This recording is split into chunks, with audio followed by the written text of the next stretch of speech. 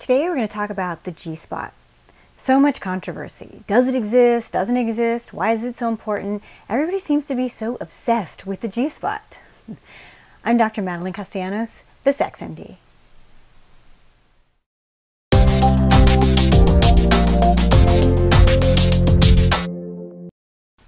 There's been a lot of controversy about the G-spot ever since Beverly Whipple first described it in the early 80s.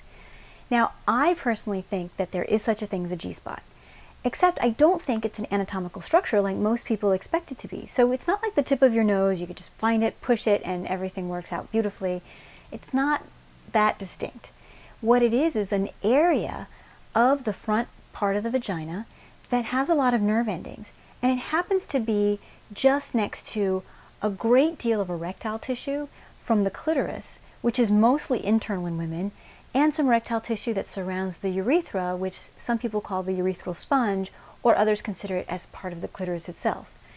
So actually now people are referring to it as the CUV region, which is the clitoral urethral vaginal complex, a very fancy way of saying exactly the same thing. And that's really just the area where the G-spot is.